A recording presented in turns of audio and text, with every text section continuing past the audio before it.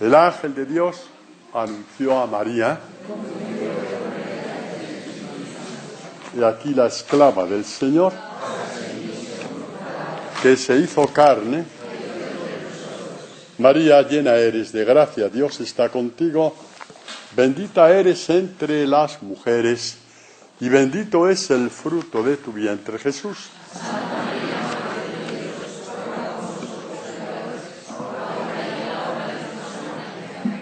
Empezar ya. El Señor esté con vosotros. Proclamación del Santo Evangelio de nuestro Señor Jesucristo según San Lucas. La gente preguntaba a Juan Bautista qué debemos de hacer, y él les respondió: el que tenga 2 túnicas, que la reparta con el que no tiene. El que tenga para comer, que haga lo mismo. Vinieron también publicanos a bautizarse y le dijeron: Maestro, ¿qué debemos hacer? Él les dijo: no exijáis más de lo que os está fijado. Preguntáronle también unos soldados: ¿y nosotros qué debemos hacer? Él les dijo: no hagáis extorsión a nadie, no hagáis denuncias falsas, contentaos con vuestra soldada. Como el pueblo estaba a la espera, andaban todos pensando en sus corazones acerca de Juan, si no sería él el Cristo. Respondió Juan a todos diciendo: yo os bautizo con agua, pero viene el que es más fuerte que yo, y yo no soy digno de desatarle la correa de sus sandalias. Él os bautizará en Espíritu Santo y fuego. En su mano tiene el bieldo para limpiar su era y recoger el trigo en su granero, pero la paja la quemará con fuego que no se apaga. Y con otras muchas exhortaciones anunciaba al pueblo la buena nueva. Palabra del Señor. Podéis sentaros.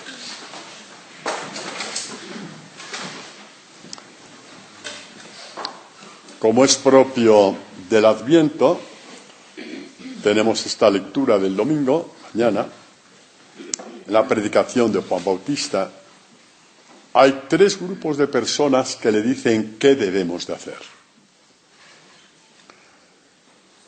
¿Qué había dicho Juan para provocar esta respuesta? Pues había dicho, pues eso: dad dignos frutos de conversión, no digáis en vuestro interior tenemos por padre Abraham, como si esto fuera suficiente, como si fuera suficiente decir yo estoy bautizado, yo he hecho la primera comunión, yo he hecho la confirmación, estoy en tal grupo, estoy en esta comunión. Sí, muy bien, pero ¿esto te está convirtiendo o no? Esto que estás haciendo, todo ese trayecto tuyo cristiano y venir a esta comunidad, ¿te está convirtiendo, te está cambiando? ¿Está Dios entrando en tu vida? ¿Está levantando a ti una nueva persona, más capaz, más alegre, más misericordiosa con los demás? Entonces, como Juan Bautista tocó en el centro, neurálgico, del alma de estos oyentes, los 3 grupos de gente preguntaron lo mismo: ¿qué debemos de hacer? Luego veremos que esto de decir qué debemos hacer es el primer gesto honesto de cara a la conversión. El peligro que tenemos cuando queremos hacer algo por Dios, es decir, voy a hacer, pero espera un momento. Primero consulta con Dios, a ver qué es lo que Él quiere que hagas. Porque mientras tú estés diciendo voy a hacer, estás teniendo tú la sartén por el mango. Y eso se llama voluntarismo. Y cuando uno tiene la sartén por el mango y tiene voluntarismo, se pone un límite al cual no pasar. Tenemos miles de ejemplos en el Evangelio, ¿no? Por ejemplo, el amor al enemigo, por decir algo, ¿no? ¿Por qué? Pues porque es una línea roja que no puedes pasar, a no ser que Dios esté dentro de ti, que es lo que llamamos la gracia. Es interesante que el pistoletazo de salida que pone Juan a los tres grupos es el mismo, en los tres grupos, que es el mismo que pone Jesucristo. No podéis servir a Dios y al dinero. Nadie puede servir a los dos señores, porque aborrecerá a uno y amará al otro. O bien se entregará a uno y despreciará al otro. No podéis servir a Dios y al dinero. Mirad que Mateo, cuando pone aquí Dios y el dinero, a los dos los pone con mayúscula. ¿Por qué? Porque cuando tú sirves al dinero, tu dinero es, en cuanto tu servicio es con mayúscula, es decir, es tu Dios. Entonces, el pistoletazo de salida es empezar a rascar por ahí, y a la gente general les dice, comparte con los demás, el que tenga 2 túnicas, etcétera, etcétera, ya sabéis por dónde va. Los publicanos que realmente abusaban en las tasas que debían de cobrar a los demás, dice, contentaos, hombre, ya, no os hagáis ricos a costa de los demás, sean pobres o sean ricos, no, y a los soldados lo mismo, no hagáis extorsión de cara a multas y todo lo demás. Es interesante que el punto de partida es este. No les dice ir a la sinagoga, ni siquiera les dice leer la Biblia o ir a buscar a un rabino. Eso vendrá después.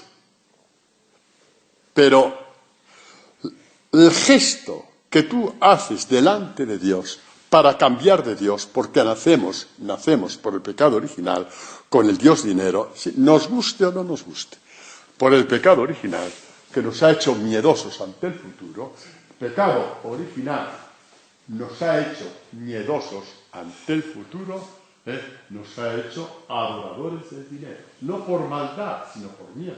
Algunos por maldad, pero el 95% de las personas por miedo al futuro.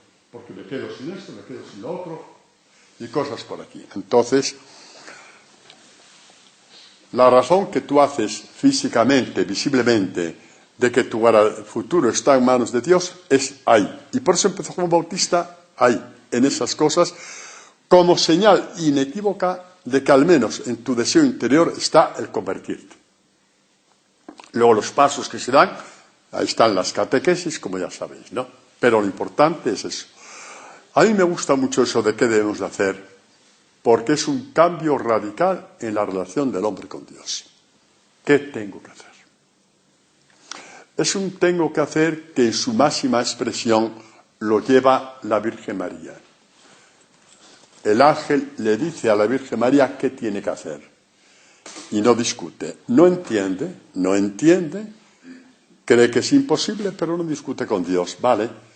Y el ángel le dice, para Dios no hay nada imposible, muy bien, que se haga según su palabra, que se haga según me acaba de decir.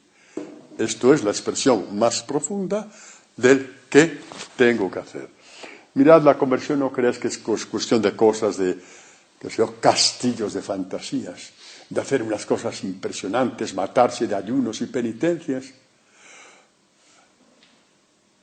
¿Cuántos frailes, con perdón, de la Edad Media hacían penitencias y ayunos, sacrificios, y no les importaban tener propiedades como media Segovia para ellos? Es verdad. Hasta que vino Mendizábal a hacer la amortización. Eran haciendas y haciendas y haciendas. ¿Y para qué les sirvió tanto ayuno? ¿Para qué les sirvió tanto sacrificio? Eso no es para hablar mal de nadie, por favor. No soy quien para hablar mal de nadie. Solamente puedo hablar mal de mis pecados, no de los vuestros, ni de los de nadie. Pero para decir la capacidad que tiene el demonio, para engañarnos incluso con la piedad. Para deciros la capacidad de seducción que tiene el mentiroso, Satanás, para engañarnos hasta con la piedad. Entonces hay que empezar por ahí. ¿Quién es tu Dios? Empieza por ahí, dijo Juan Bautista. Después ya seguirás al Mesías y él te dirá un poquito. Él te dirá lo mismo que yo. No podéis servir a Dios al dinero. Porque, repito, por el pecado original que nos ha metido el miedo al futuro, tenemos, directa o indirectamente, a nuestro Dios el dinero hasta que viene que Jesucristo y da la vuelta a todo y te dice tu futuro soy yo, tu garantía soy yo. El ponerse bajo la tutela de Dios. Os voy a decir una cosa muy bonita que va a salir mucho más detalladamente en los ejercicios de Segovia. Habréis hablado, a lo mejor, habéis oído hablar de este movimiento espiritual del pueblo de Israel llamado los Anahuim. Los Anahuim son los pobres de Dios. ¿Qué significa esto de los pobres de Dios? Es muy bonito y es una pena que después se ha manipulado sociológicamente este término. Es una pena. Los Anahuim nacieron durante el tiempo, durante la esclavitud de Israel, el destierro en Babilonia. Ahí estaban centenares de miles de israelitas ahí desterrados. A un cierto momento, viendo a la gente de Babilonia que los judíos eran muy expertos, muy listos para todo, dijeron, vamos a aprovecharlos porque vamos a crecer económicamente. Y les dieron la posibilidad de integrarse en la vida social de Babilonia a todos los niveles, administración de haciendas, transacciones comerciales, lo propio del pueblo de Israel, ¿no? Con una condición, de que apostataran. Esa era la condición. ¿Sabéis cuántos permanecieron fieles a Dios? El 10%. Estos son los Anahuim. Y el 10% se les llamó los Anahuim porque dijeron, nosotros estamos bajo la tutela de Dios, bajo la tutela de David, no bajo la tutela de unas leyes favorables de Babilonia. Anahuim no se nace. El pobre puede nacer pobre. El Anahuim no. El Anahuim se escoge. Después, desgraciadamente, con todo este politiqueo de los pobres y tal, pues se pensó que los Anahuim eran los pobres sociológicamente y no. Anahuim se escoge. Anahuim se escoge. Cuando uno dice estoy bajo la tutela de Dios, ya perdió el miedo al futuro. Y el primer Anahuim, digamos, el primer Anahuim con mayúscula, es Jesucristo, que vivió bajo la tutela del Padre. Y los discípulos somos Anahuim a la luz del Sermón de la Montaña. Es la mayor libertad del corazón del hombre. Libertad, libertarnos de los miedos de Satanás.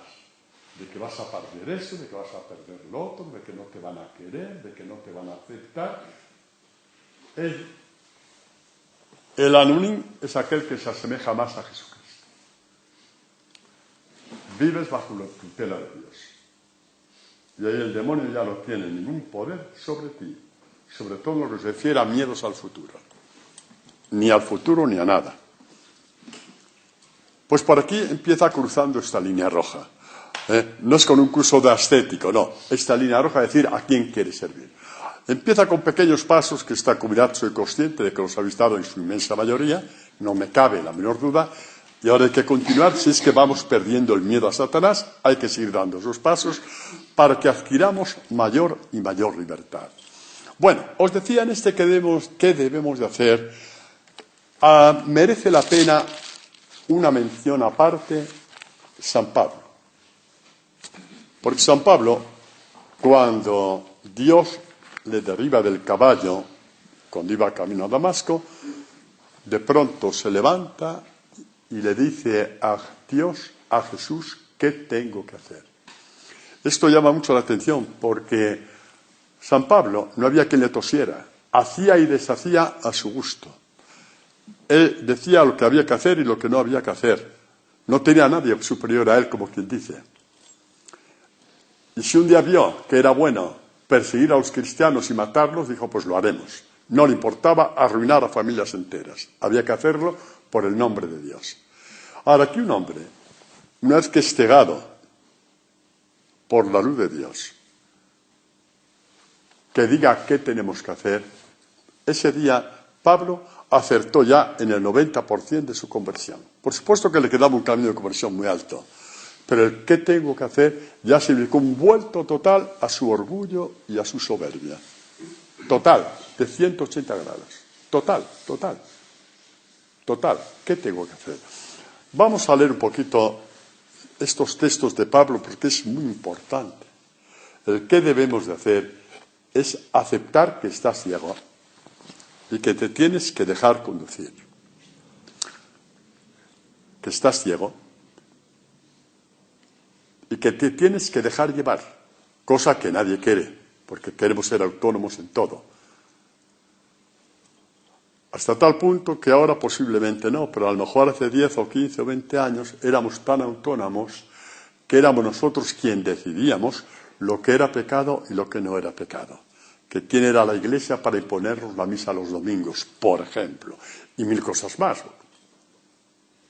Para deciros un poquito cómo se puede patinar realmente. Bueno, leemos así lo que dice este texto de Pablo, hasta donde lleguemos, ¿no?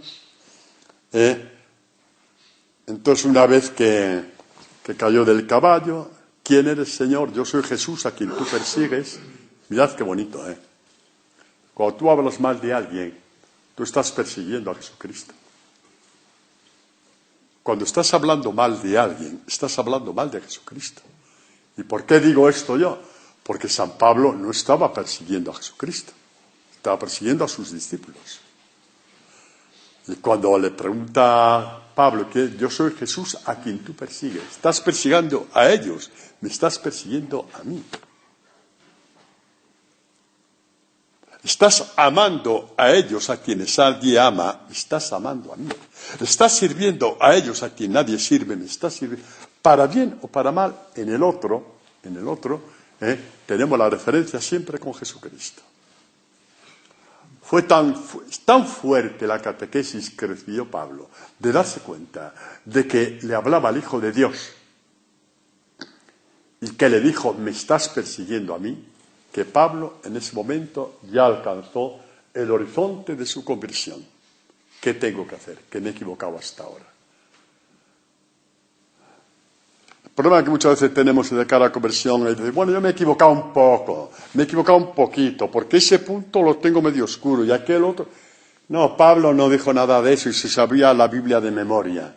Me he equivocado en todo. ¿Qué debemos hacer? Empecemos por ahí y déjate llevar, y déjate liberar. Y luego ya Dios te dirá que sí, que muchas cosas las habías hecho bien, pero estaban ocultas bajo el manto de tus soberbias o de tus intransigencias o de tus fanatismos. Y una vez quitado el manto de las soberbias y de las intransigencias del fanatismo, queda todo bien que habías hecho.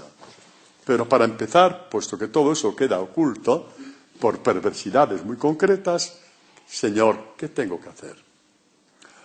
¿Vale esto para nosotros? Sinceramente creo que no, llevamos caminando bastante tiempo. Pero de cara al paso siguiente que nos toca la conversión, sí hay que seguir diciendo, ¿qué tengo que hacer? Por ejemplo, ¿qué tengo que hacer este Adviento? ¿Cómo me preparo para la Navidad? ¿Qué tengo que hacer? Dímelo, Señor. Por ejemplo, el saber esto te da una libertad enorme. Te hace niño delante de Dios, niño en cuanto hijo. Te da una libertad interior como nunca en tu vida has tenido. Le dejas a Dios hacer por ti y que te diga lo que tiene que hacer. Y eso es precioso. Y te lo dice con acontecimientos, con propuestas, con cosas de la vida que están apareciendo cada día en nuestra vida. Y el Señor me respondió, levántate y vete a Damasco, allí se te dirá todo lo que está establecido que hagas. Como yo no veía nada a causa del resplandor de aquella luz, conducido de la mano de mis compañeros, llegué a Damasco, conducido por compañeros, que eran subalternos, porque el jefe de ese destacamento era él. Dice, un tal Ananías, ¿con qué? Para decir que no olía para nada. Un tal Ananías. Hombre piadoso, según la ley, bien acreditado por todos los judíos que habitaban allí, vino a verme y presentándose ante mí me dijo, Saúl, hermano, recobra la vista. Y en aquel momento le pude ver. Y él me dijo, el Dios de nuestros padres está destinado para que conozcas su voluntad, veas al justo y escuches la voz de sus labios. ¿Qué sentido tan profundo tenía la Iglesia primitiva de que cuando un discípulo de Jesús hablaba en la predicación del Evangelio, era Jesucristo el que hablaba? Y escuches la voz de sus labios. Quiere decir esto que, por ejemplo, Cuando el mismo Ananías, en la comunidad cristiana de ahí de Damasco, predicaba el sermón de la montaña, era la misma predicación que había hecho Jesús 3 años antes. Porque así Jesús lo había dispuesto. El que a vosotros escucha, a mí me escucha. Pero lo bonito es la puntualización. Escuches la voz de sus labios. Es muy bonito esto, muy bonito, porque entonces el Evangelio ya cobra especial relevancia para los que nos vamos acercando a él. No. Podemos ver también, por ejemplo, porque ya sabéis que en los Hechos de los Apóstoles, Pablo cuenta por 3 veces su conversión en 3 catequesis diferentes, según el auditorio que tiene. Sí, deciros aquí, pues lo mismo, que fue Ananías, entró, ya lo anterior no lo digo, evidentemente, fue Ananías, entró en la casa, le impuso las manos y le dijo: Saúl, hermano, me ha enviado a ti el Señor para que el que se te apareció en el camino. ¿Por dónde venías? Para que recobres la vista y seas lleno del Espíritu Santo. Vamos a ver. Este es lo que dice San Juan Bautista: el que viene detrás de mí os bautizará en Espíritu Santo y fuego. ¿Qué significa ser bautizado en el Espíritu Santo? No tiene que ver con el don de nada, de ningún tipo, ni hacer milagros, ni lenguas, ni languas. No, en el Espíritu Santo es con la fuerza de Dios. Igual que Ananías bautizó a Pablo. No tergiversemos los términos. Y seas bautizado en el Espíritu Santo, tal y como Juan dijo. Tal y como Juan dijo a Pablo: me ha enviado a ti para que seas bautizado en el Espíritu Santo. No acontece aquí ningún milagro. Simplemente Pablo recupera la vista, pero nada más. Y tendrá la fuerza del Espíritu para ser testigo del Evangelio y anunciarlo en el mundo entero. Eso es ser bautizado en el Espíritu Santo. Ser testigo de la fuerza de Dios y proclamador por medio de la predicación y los gestos de misericordia del Evangelio de Jesús. Esto es ser bautizado en el Espíritu Santo. No vayamos por las ramas, porque nos quedamos con envoltorios y la esencia es la misma que recibió Pablo. La esencia es la misma que recibió Pablo. La misma. ¿Qué debemos de hacer? Es creer que estamos ciegos y tenemos que ser conducidos. Y alguien dirá: pero bueno, Antonio, después de tanto tiempo en la comunidad, ¿seguimos ciegos? Yo digo: no. Pero de cara al paso siguiente, sí. Te tienes que dejar conducir como si estuvieras ciego. Ese paso siguiente lo tiene que dar contigo aquel que ve. Aquel que ve es Jesucristo.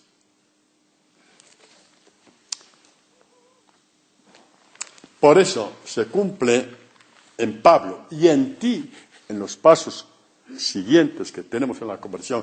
Esto vale también para los que venís por primera vez, Carmen. No te sientas acomplejada, en absoluto.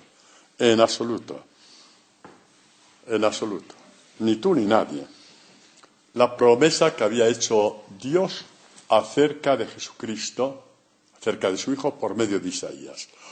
Haré andar a los ciegos por un camino que no conocían. Por senderos que no conocían les encaminaré. Cambiaré delante de ellos la tiniebla en luz. En cada paso que tenemos que dar estamos en tinieblas.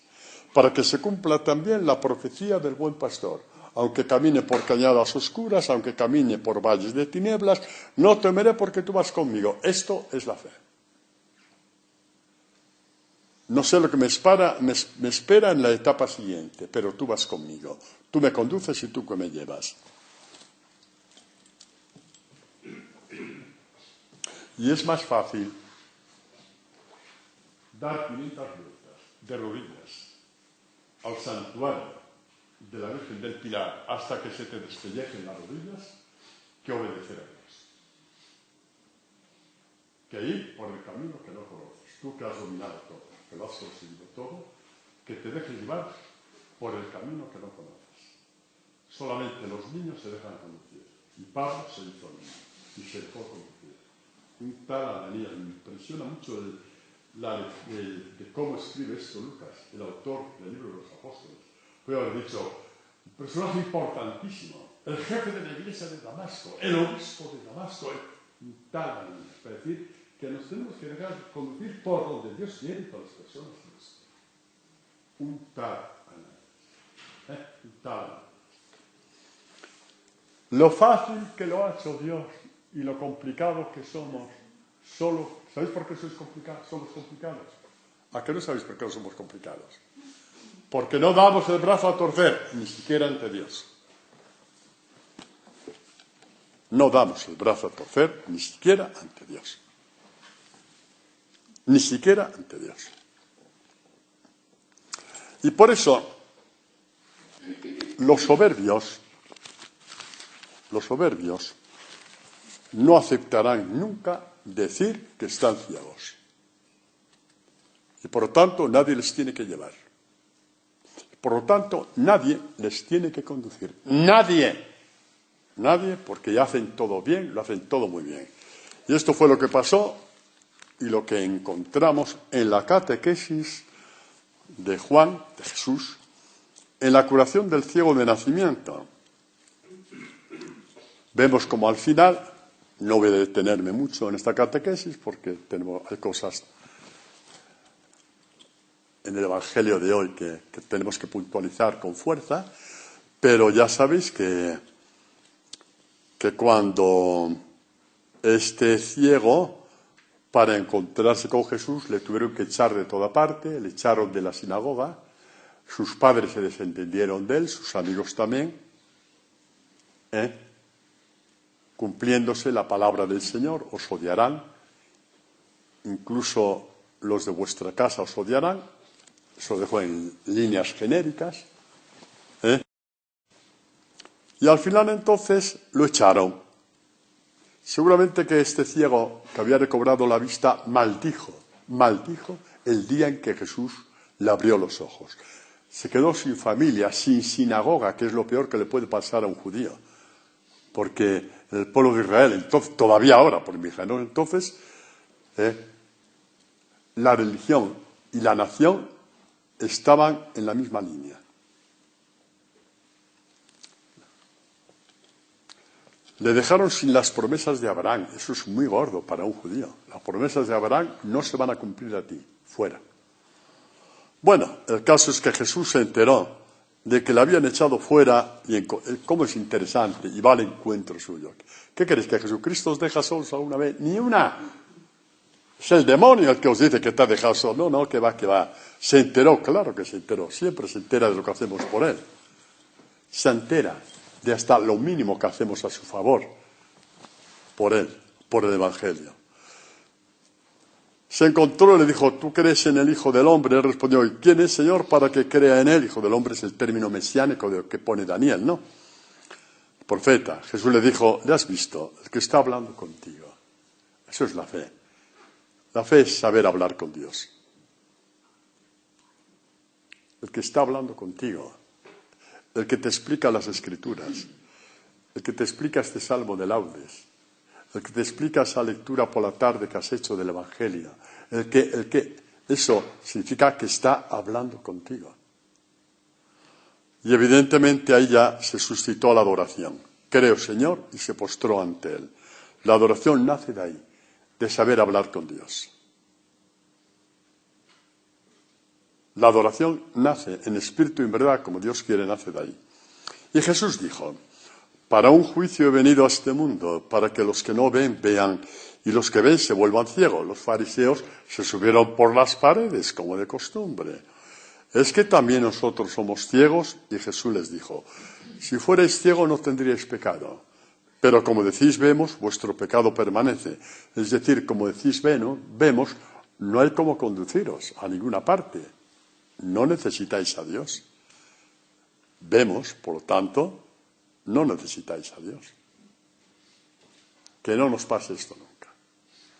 Recordaos que frente a la etapa siguiente a nuestra conversión, y mientras tengamos vida, tendremos etapas, tendremos que dejarnos llevar por Dios, porque frente a esa etapa estás ciego. Has visto hasta ahora, pero la próxima etapa estás ciego y necesitas ser llevado por Dios. Los fariseos dijeron que no, porque veían perfectamente. Dice, bueno, como decís feos, vuestro pecado permanece. Es decir, ¿qué pecado? Que no vais a ninguna parte. Vais por vuestra cuenta. Dios no os está llevando. Dios conduce a los ciegos. Pero además que son tan tontos, con perdón, que esto a lo mejor ese mismo día por la mañana lo habían leído en la sinagoga, en el texto de Isaías. Llevaré a los ciegos por el camino que no conocen, los conduciré. Y habían leído el Salmo del Buen Pastor, aunque camine por valle de tinieblas, nada temo porque vas conmigo. Y así todo continuamente. Y sabéis una cosa, esto es lo que hace que la conversión se convierta en algo muy pasional. Porque siempre te espera el asombro de que Dios te ha abierto la luz, de que Dios te ha vuelto a abrir los ojos.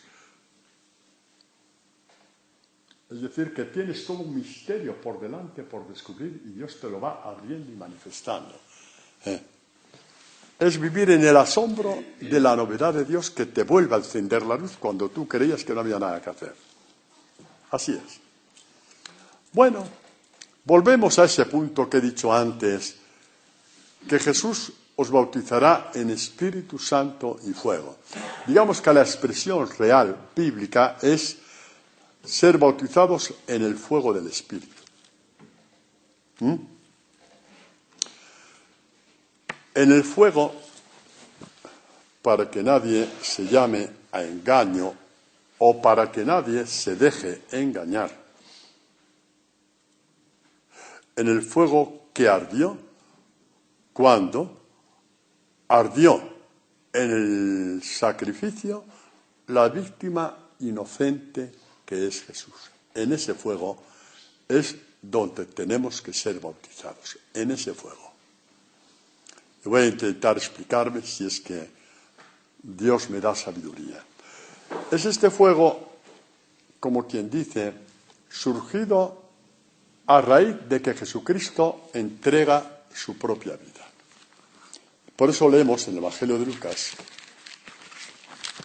dice, he venido a arrojar un fuego sobre la tierra, y cuánto desearía que ya estuviera encendido. Con un bautismo tengo que ser bautizado, está hablando ahora del bautismo de su muerte, esta inmersión de Jesucristo en el fondo de la tierra, en la fosa, en el sepulcro. Y qué angustiado estoy hasta que se cumpla. Está hablando de su muerte. De esta muerte va a nacer este fuego en el Espíritu, este fuego purificador. ¿Qué hace este fuego purificador? Ya os dije que tiene que ver poco con milagros o con hablar en lengua. No, nada. Ni poco ni mucho, nada. Que nadie os engañe. Y vamos a leer el texto de Isaías para ver por dónde va Jesucristo. El texto de Isaías, que fue la vocación profética de Isaías, ya sabéis que leemos desde el principio para detenernos bien. El año de la muerte del rey Ocías, vi al Señor sentado en un trono excelso y elevado, y sus aldas llenaban el templo. Unos serafines se mantenían erguidos por encima de él. Cada uno tenía 6 alas, y con un par se cubrían la faz, con otro se cubrían los pies, y con el otro par aleteaban. Era la teofanía de Isaías que todos conocemos. Y se gritaban el uno al otro, Santo, Santo, Santo, Yahvé Sebaot. Llena está toda la tierra de su gloria. Se conmovieron los quicios y los dinteles a la voz de los que clamaban, igual que se conmovió el Sinaí. Es una teofanía perfecta, solo que en vez de ser en el Sinaí, ahora es en el templo. Y la casa se llenó de humo, igual que el Sinaí. Isaías, que sabe que está viendo a Dios, piensa que se va a morir. Dice, ay de mí que estoy perdido, pues soy un hombre de labios impuros, y entre un pueblo de labios impuros habito, y es que al visto al rey Yahvé han visto mis ojos, y mirad lo que hace Dios. Voló hacia mí uno de los serafines con una brasa en la mano, que con las tenazas había tomado de sobre el altar, tocó mi boca con el fuego del altar. Es una profecía acerca de Jesucristo y su relación contigo, que tienes que ser tocado por el fuego de Dios para convertirte. Tocó mi boca y dijo, y aquí que esto ha tocado tus labios. Acordado que decía, tengo labios impuros, para hablar mal de este y de este, y de ahí ya viene todo lo demás. De aquí que esto ha tocado tus labios, se ha retirado tu culpa, tu pecado está expiado. Ahí está. He venido a traer un fuego a la tierra, el fuego que va a expiar vuestro pecado, que va a purificar vuestra alma. Y qué angustia hasta que se cumpla, porque ese fuego va a nacer en la cruz. Y de ese fuego nacen esas brasas que llegan hasta nuestra boca. Y nuestro pecado queda expiado. Este es el bautismo en el Espíritu Santo. Que juntamente con esto se den milagros y lenguas. Muy bien. Pero como esto no sea el meollo y el núcleo del bautismo en el Espíritu Santo, cuidado que nadie os engañe. Es la expiación de tu pecado. El fuego del Espíritu Santo es la expiación de tu pecado. Voló un ángel y te tocó. Ya sabes que los ángeles representan muchas veces en la Escritura la palabra de Dios.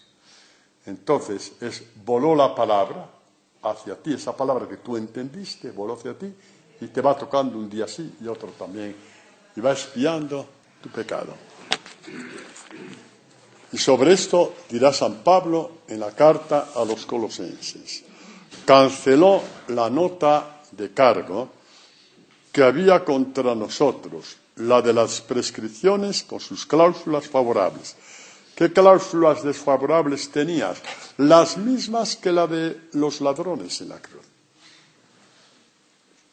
Habían pecado, que fuera robo, que fuera asesinato, que fuera descalzo, que fuera la maledicencia, que fuera la calumnia, que fuera la murmuración, que fuera la lujuria, que fuera la soberbia. Es lo mismo, ahí estás en la cruz con Jesucristo, con tus cláusulas desfavorables. Has atentado contra tus hermanos, has atentado contra Dios, pues la suprimió clavándola en la cruz, todas las cláusulas. Y aquí que tu pecado ha sido expiado. Y por eso es lo que se llama ser bautizados en el Espíritu Santo. Esto es lo que es ser bautizado en el Espíritu Santo. Costó la muerte del Hijo de Dios. Y al decir costó la muerte del Hijo de Dios, no quiero entrar en sentimentalismos, porque el sentimentalismo el sentimiento es bueno. Pero es, por decir algo, el 10% de la fe. El 90% de la fe es la palabra del corazón que te hace moverte y tomar decisiones evangélicas. Y quiero deciros, sin caer en sentimentalismo, que Jesucristo siente angustia ante la cruz.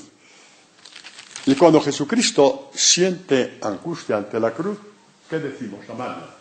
¿Tú qué le dirías a Jesucristo si te dice, tengo angustia ante la cruz? ¿Tú qué le dirías? ¿Sabes qué le diría yo? Bienvenido al club, ya somos dos. Nos pasa a todos mismos. ¿De qué avergonzados? ¿Por qué os avergonzáis de tener miedo ante la cruz? Si Jesucristo sintió miedo, terror y angustia. Bienvenido al club. O mejor dicho, Amalia, Jesucristo te lo dice a ti. Bienvenido al club. Porque a mí me pasó lo mismo. Esto también te da mucha libertad y te quita muchas cosas del mundo porque te da la impresión de que no tienes fe porque tienes miedo. ¿Qué pasa? ¿Que Jesucristo no tenía fe? Otra cosa es que el miedo pueda contigo. Pero no. Otra cosa es que el miedo al mañana, a la soledad, al futuro, a esto, a lo otro, a lo que te encuentres en casa nada más llegar porque tu hijo está contra tuya, por ejemplo. Cosas que nos pasan todos los días. Otra cosa es que el miedo pueda contigo. ¿De acuerdo? Una cosa es que seas pecador. Otra cosa es que el pecado pueda contigo. Son dos cosas muy diferentes. Muy diferentes. Muy diferentes. Bueno, pues mirad, por ejemplo, en esto que dice Jesucristo, en el capítulo anterior de la última cena, ya a las puertas ya de la gran semana, ¿no?, de la pasión. Jesucristo, cuando habla del grano de trigo, que sabe que el grano de trigo va a ser Él, el grano de trigo no muere, sabe que Él es el grano de trigo, dice, ahora mi alma está turbada. ya ha dicho lo que le espera. Yo soy el grano de trigo enterrado. Mi alma está turbada. ¿Y qué voy a decir? Padre, líbrame de esta hora, que es lo primero que nos aparece cuando vamos a rezar. Padre, quítame esto. Y habrá cosas que a lo mejor te las quita, pues porque sí. Pero habrá otra cosa que, hijo mío, es que si no, no vas a crecer nunca. Te lo voy a dejar. Te lo voy a dejar, si no, no vas a crecer nunca. Es que yo quiero acercarme, pero con eso no hay cómo. Hala, vamos, que estoy yo contigo. Vamos, no tengas miedo, yo estoy contigo. ¿Y qué dice? Voy a decir líbrame de esta hora, como si fuera un niño pequeño, siempre con los mismos miedos, siempre con los mismos miedos, con los mismos caprichos, siempre. No voy a crecer nunca, voy a ser un niño tonto toda la vida, una niña tonta toda la vida. Ya está bien, ¿no? Ya está bien, ¿no? ¿Y qué dice Jesucristo? Padre, si he venido a esta hora para esto. Señor, si quiero ser tu discípulo para esto. Si me he enamorado del Evangelio para esto. Si te estoy buscando para esto. Para vencer esta hora. Porque solamente enfrentando esta hora la vences. Mientras no enfrentes esta hora, la hora puede contigo.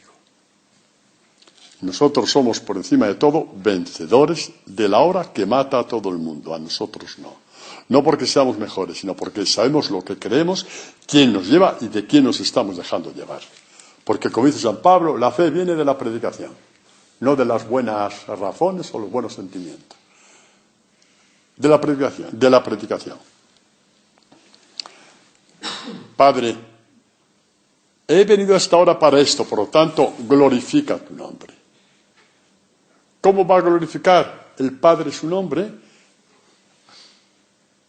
¿Cómo? Pues si el Hijo entra en esta hora, el Padre tendrá ocasión de resucitarle. Y al resucitarle, queda el nombre de Dios glorificado por los siglos de los siglos. Porque detrás de su resurrección viene la nuestra. Es la victoria definitiva sobre el Señor de la muerte que se llama Satanás. Y cuando dice de Jesucristo, cuando dice, glorifica tu nombre, entonces se oyó la voz del cielo y dice, lo he glorificado, mi nombre lo he glorificado, sacando al pueblo de Israel, sacándolo de Egipto, alimentándolo en el desierto, y de una forma o de otra cuidando de él hasta que naciera mi hijo. Lo he glorificado y por eso Israel sabe mucho, como cuando canta la gloria de Dios, cuando salió del Mar Rojo. Cantemos al Señor, precipitó en el carro, caballo y caballo. Capítulo 15 del Éxodo, ¿sabes, no? Que a veces lo hemos cantado aquí, ¿no? Y así muchas veces a lo largo de su vida, la victoria de Judí, la victoria de Esther, todo eso se canta a la gloria de Dios. Muy bien.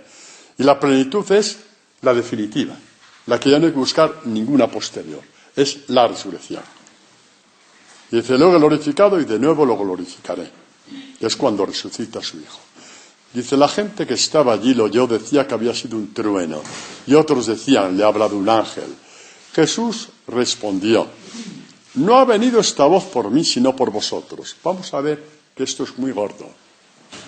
A ver, Maripili, que hoy tengo ganas de meterme contigo. Mira por dónde. Hoy me voy a meter contigo. ¿Qué significa eso de que esa voz ha venido por vosotros? Por ejemplo, que ha venido por ti. ¿Qué significa? Esta voz, lo he glorificado y lo glorificaré, no ha venido por mí de Jesucristo, sino por vosotros. Pues, ¿qué significa eso? Que viene por vosotros. ¿Qué significa que viene por ti?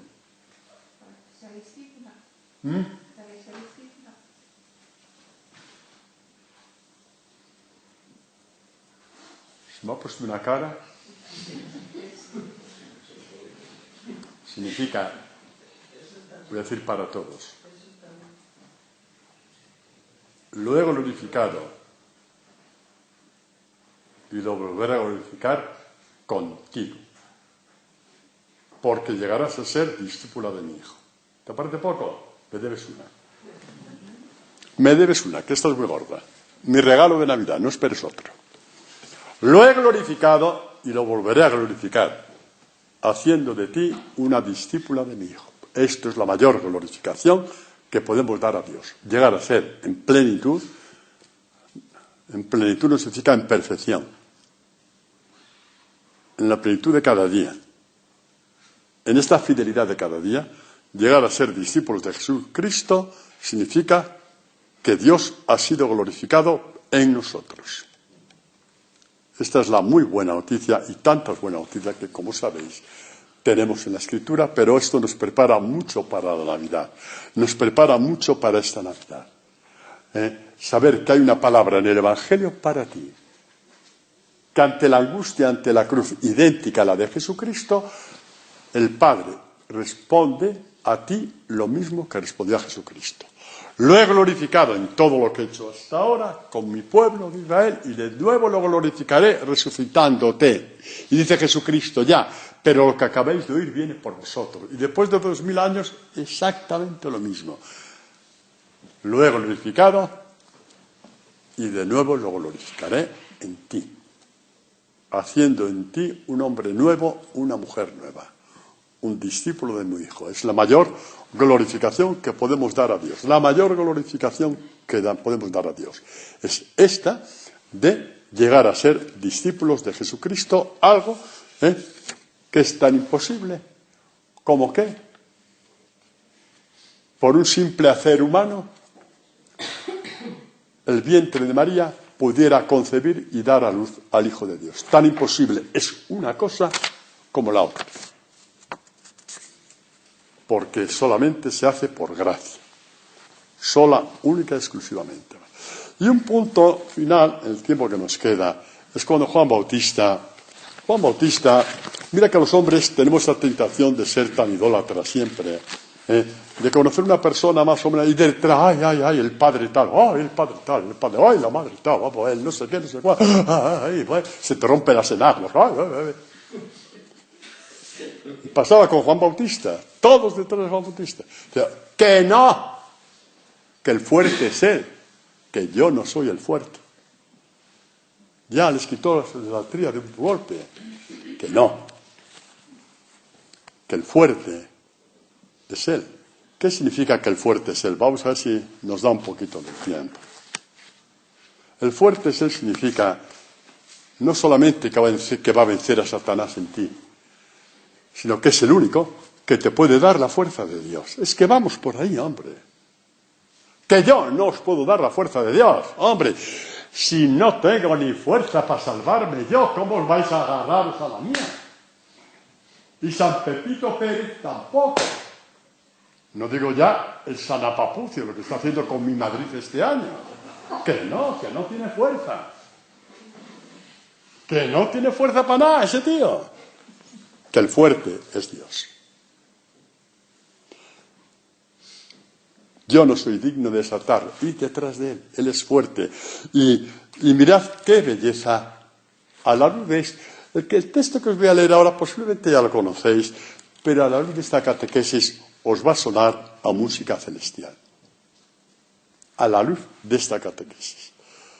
Ya sabéis que Pablo tuvo muchas cruces. Quizá la mayor cruz que tuvo Pablo fue el rechazo de su propio pueblo. Así como esto hizo llorar a Jesucristo, lloró sobre Jerusalén. Si al menos conocieras lo que te lleva a la paz, pero no. Has rechazado el tiempo de tu visita rechazando a Jesucristo, ¿no? A Pablo en la misma línea le pasó algo muy parecido, un rechazo total del pueblo de Israel. Y evidentemente que tuvo otras cruces de cárceles, prisiones, azotes, ayunos, tuvo de todo.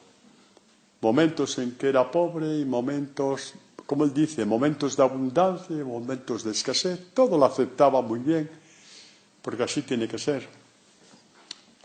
Pero tenía una espina en el alma, que era el rechazo de su pueblo. ¿Por qué? Porque amaba a su pueblo.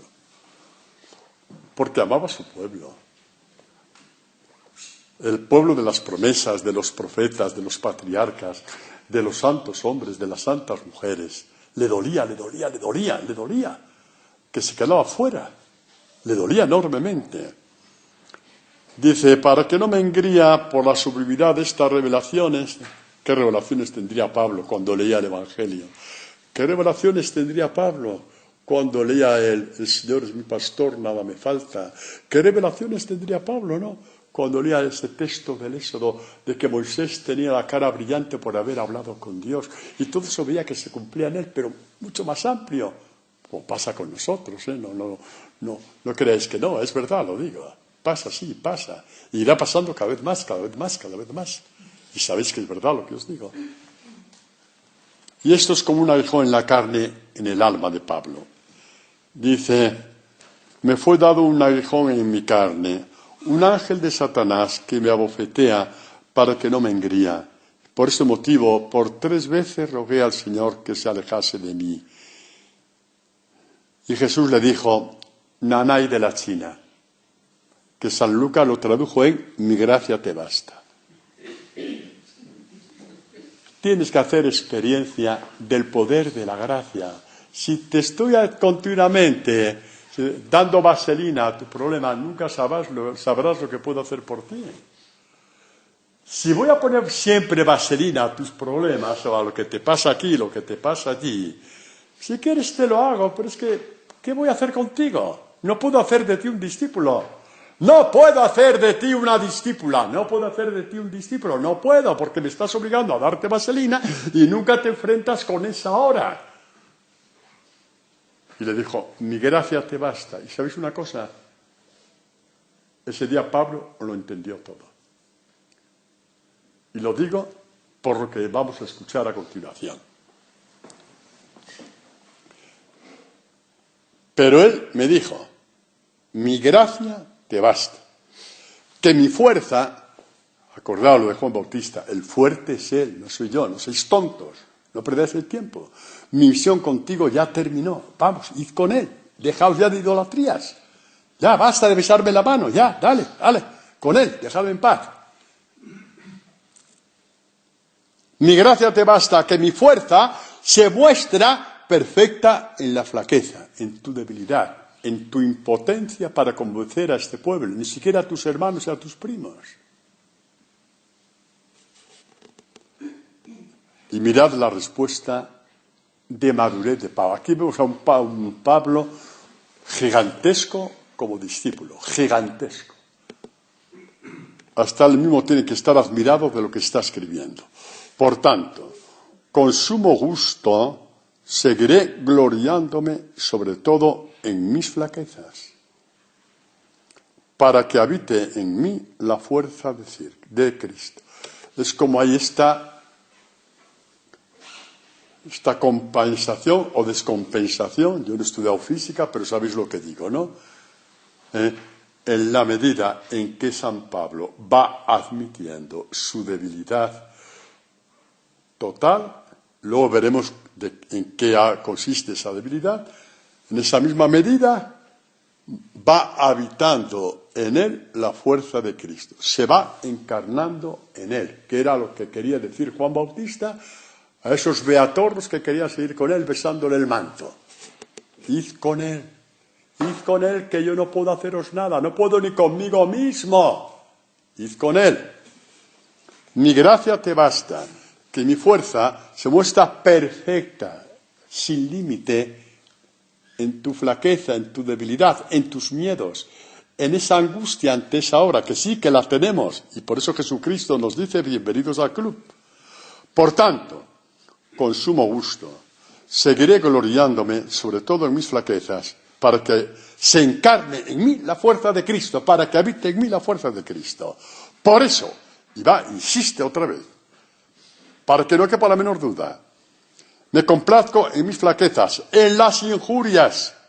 ¡Ay, que me han dicho esto! ¡Ay, se te ha caído el mundo! En las injurias, en las necesidades, en las persecuciones y las angustias sufridas por Cristo. Son los títulos de gloria de Pablo. ¿Os acordáis de los títulos de gloria que tenía antes de su conversión y que explica en la carta a los filipenses? Circuncidado al 8º día, del linaje de Israel, doctor de la ley, intachable en la ley. Los títulos de gloria maravillosos. Antonio Pavía, misionero en Ecuador, misionero en Brasil, autor de no sé cuántos libros. Le gusta hasta cantar y todo.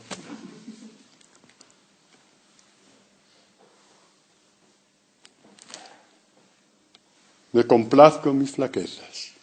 Estos son los títulos de gloria de Pablo. En las injurias, en las necesidades, en las persecuciones y en las angustias sufridas por Cristo. ¿Amaremos algún día estos títulos de gloria?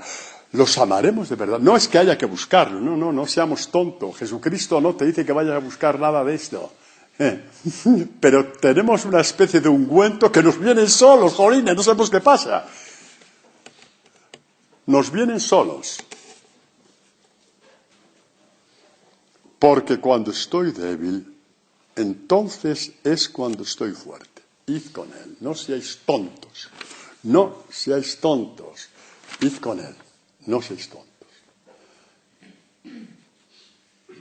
Deciros como en la carta a los Hebreos, dice el autor de la carta a los Hebreos, con eso termino porque no quiero adelantar ya. Además la catequesis está dada.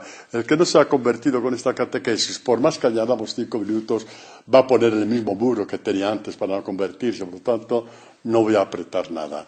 Simplemente lo que dice el autor de la carta a los Hebreos acerca de Abraham. Salió bajo la llamada de Dios sin saber dónde iba. Así empezamos la catequesis. ¿Qué tengo que hacer? Dejarte llevar. No sé a dónde voy, entonces vas muy bien. Si sabes a dónde vas, ya eres más importante que Dios. Si no sabes a dónde vas, te tienes que dejar llevar. Como Pedro, otro te llevará. Donde no quieras. ¿Por qué donde no quieras? Porque hasta el último día de nuestra vida se cumplirá lo que dice el Señor. El espíritu está pronto, pero la carne es débil. Y te revelarás. Te toca rezar y decir como el Señor, glorifica tu nombre en mí, que quiero ser tu discípulo, que quiero ser tu discípula. Damos gracias a Dios que siempre nos da un buen banquete.